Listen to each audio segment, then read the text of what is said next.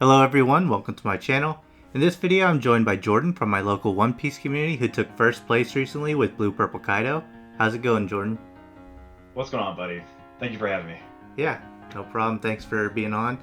The Blue Purple Kaido deck has finished first twice in the past few weeks. The other winner, Justin of Team Plays for Days, did a profile with his winning deck on his YouTube channel, which I'll link in the description below. I'll be honest with you, this deck is something that I tested out, but basically I put it off to the side after the first week of testing because I just couldn't get it to work for me. I think I had the mindset that Blue Purple Crocodile was the more defensive leader and Blue Purple Kaido would be a more aggressive build, but much like Crocodile, this deck is very defensive as well. Tell me about the strategy behind your version of this deck. Basically, I put out blockers, sit behind them, and just control board with Kaido. It's gonna sound crazy. Yeah, I don't really swing a whole lot of my Kaido, like the leader itself, into the leader I'm playing against. I usually just use it to control board, such as Bonnies, like Momos and stuff, searchers or whatnot, anything little, just because of the way the leader itself works. Right. Yeah, and I can see some similarities between the two leaders in that, like, you do control board and then you stack big bodies to kind of close out the game that way. But with Blue Purple Crocodile, you kind of play defensively and then you whittle them down. Whereas this deck can actually pop, ramp, get to your big bodies a little bit quicker, and it's not quite as defensive, but it's still got plenty of counter events as everyone can see. So I'm actually just going to let you get right into your deck list so you can start whenever you're ready. Excellent. So first off, for those who don't know, Blue Purple Kaido, you put one Dawn onto him, and whenever opponent loses the character, you gain a Dawn set to active. That's phenomenal. Next card we have is our powerhouse. One drop, 1k blocker, Trafalgar Law. Our second card will be Higurashi. He's a 2/3000, which is great against red, I should say, because Shanks cannot get past him. We have our pain in the, this pain is just who's who. He's great. He takes care of a lot of Red's problems. Zoro, Robin, things like that. Things you don't want to see on the board ever. For green, you can get rid of a lot of their blockers, most of their blockers with that. I mean, he's just a great card all around. The best blocker, in my opinion, in this deck is definitely Doflamingo. I mean, just dropping him, he's a 3/4, and you get to look at the top 5 of your deck and rearrange it. Oh, I went. This is really the card that won me most of my matches. Is just knowing what I'm gonna have. Now you may be asking, why not just run Peronas for more consistency? I don't really like Peronas. Perona is just a 1-2k drop. Yeah, she has 1k counter, but like, what does she do for you in the late game? Like late game, just like I'm trying to close out. I don't want to sit there and just like load her up to 5 or 6 or whatever. I want bigger swings, so that's why I went with him. Not to mention, he's good in all scenarios. You can just drop him, and yeah, sure, he can get tapped down by some certain things, but at the end, he's just my favorite card in the deck. We go into Dracula Mihawk. Dracula Mihawk is he's actually really good. If you put him on the field, you can Evadon. He's a 6k, and then if you don't be in your big boys, you can literally draw 2 and trash 2 if you need to. Cycle through the deck a little better. He's great. Ulti, don't care. She's a 2k. But X-Drake's pretty good. You might actually need to play him at some point if your opponent has a low hand. Make him discard a card. It's fantastic. And then Queen, I could kind of drop this card, honestly. But I'm crazy. I know it's insane. Draw 2 cards, you trash a card. It's still good. You can still cycle through the deck, but he usually gets pistoled or tapped down by some sort of manner. Whatever. He's okay to me. But now we get to the big boys. King. King is great. King is great against blue. King, starter deck King, I love this boy. He can kill dopies, he can kill anything that's 4-blow. This is where you start getting use of your leader ability. Putting a Don underneath Kaido and then immediately dropping him and killing something, getting that Don back, you can use it for vents and all that stuff. Which is great. It's just fantastic. I love it. He's a 6/7. Same thing with the next one. The 7-drop King. He can kill 2 things on the board. And if you have Onigashima out, hey, you got those 2 Dawn you just spent to kill things, you get them back. Well, you get 1 back. You get 1 back. And then you can tap Onigashima, get 1 rested back. You're not losing anything. It's great. Now, In CJ's words, the big sticks. The big sticks are here. 9-drop Kaido. Simply the chef's kiss of this deck. I mean, you drop it, just like King and Husu and whatever. Put it on underneath your leader. If you have 10 Dawn, you're getting one back. And this is the cool part. If you have Onigashima out and you have 2 9-drops, you can play a 9-drop one turn. And then the next turn, when it comes back around, you can drop another 9-drop. That's crazy. You can't get that in a normal Kaido deck. Drop 2 9-drops, that's despair. They're going to want to quit after that. Let's go on to the next big stick here. 10-drop. 10-drop is your just in case button. Just in case button means that, hey, I'm playing against green, they just dropped an 8-drop, and they have a 7 already on board. Well, see ya. Destroy everything. Does it bother you that much that you can't put a Dawn underneath your leader and gain that ramp back? Not really. You just put a 12k on board and everything's destroyed. Now, if your life is low, that is the one bad side I feel for 10-drop Kaido. You don't want to drop it if you have extremely low life. Especially against green and red, I would say, because they have rush. Green can just load up their leader to 12 and swing 2 12s at you. It's going to be hard to counter out. Now, speaking of counters, Desert Spotted. I wasn't running this until Justin posted his video. Shout out to Justin again. He really made me think, like, wow, this actually is great because it does the same thing as Doflamingo, kinda. You get to look at the top 3 cards of your deck and sort through them. If you don't like them, throw them to the bottom, or if you do like them, rearrange them, put them on top. Fantastic ability. Only a 2k counter. Its trigger is draw 2 cards, trash 1 card. The next counter, the standard. If you're running purple, you run this card. It's fantastic. It's a cost 1. It's a Blast Breath. Neg 1 Dawn, -4 counters. This deck has literally saved me from getting destroyed. Like, so many times. I've had times where someone has loaded all their Dawn into one character and just swung 15k at me. I countered out with just a few of these and a couple 2ks. It's fantastic. And one of the greatest cards in the game, I believe. Love Beam for the real fans out there. 2 Dawn, 4,000 plus card. Gets you a card back if you have 3 or less cards in hand. Fantastic. You need it for this deck for sure, because, I mean, you are going to be trying to protect yourself, not only that, but maybe some of your big boys if they get in trouble. You definitely want to do that. The one card that a lot of people give me crap about is this card, Brachial Bomber, my next event. It's fantastic in this deck. It's another spot removal. It's a 6-drop. It takes out anything that is a 6 or less. You could get rid of so many things. Not to mention with this deck, it doesn't just net you 1 back, it nets you 2 back if you put 1 underneath your leader, which is great. And if you see off trigger, hey, free Dawn.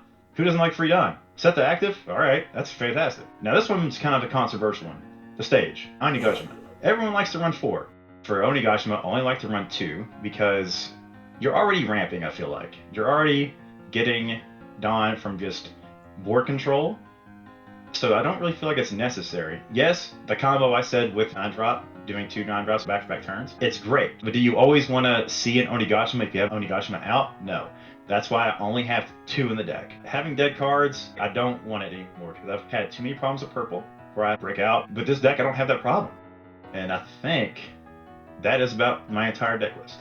All right, yeah, that looks really good. When I look at a list like this and I see so much variety, but every individual card just provides a lot of value. Every card has a role and it can give you so many outs whenever you have a list like this. And I do find it interesting, especially when you're talking about the Doflamingo, that you play that over Perona, because a lot of lists for Blue Purple Kaido I saw running Perona just because Purple Kaido doesn't have search, it doesn't have a way to manipulate the top card so that you're getting the draws that you want for consistency.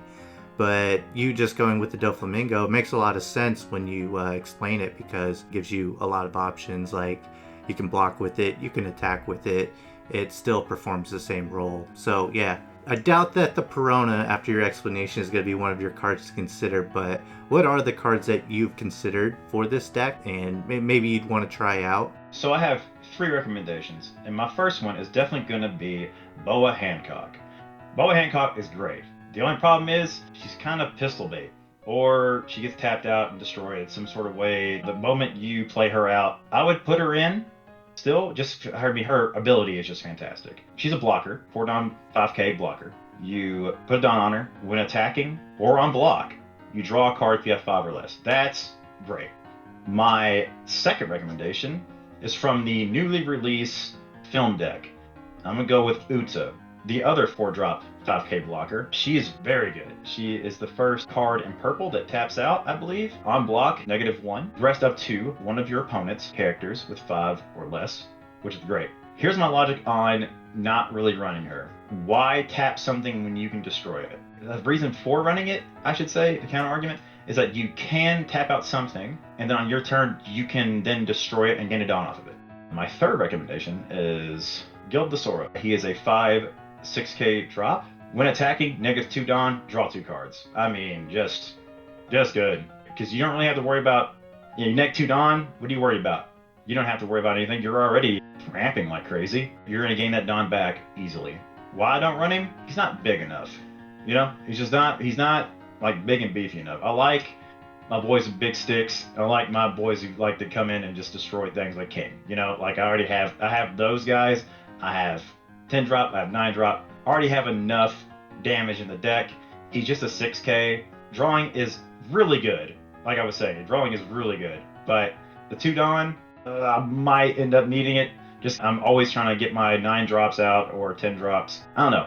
I might have to do some testing with him. Right, yeah, I think that the film starter deck definitely adds a lot of new toys that you can play around with. But I do think that this list looks good and it worked out for you. So, you know, if it's not broke, don't fix it. Yeah. But yeah, definitely some cards that I can see adding value. I mean, Decklist Zoro drawing cards, especially when you do ramp as much as you do, you might be able to get those 2 Dawn back. Uta, you can pop as well as rest and then attack to get rid of characters that way. And she's a blocker, so she adds some value. And of course, Boa Hancock, you know, one of the better blue cards in the format. Yeah, those are great recommendations. But I think, you know, you have the list that you performed well with, and, you know, those cards were available to you. So yeah, this worked out great for you. Any tips or specific matchup advice that you have for anyone that wants to play this deck?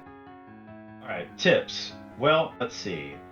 I did go over my secret technique, the 2 9-drops. That's my favorite thing to do ever. I think, realistically, your worst matchup is going to be green. Green's just a menace right now. You can ask anybody. If you're watching Treasure Cup, you understand that green is just wild. 8-drop kid is just very hard to get around, even for this deck.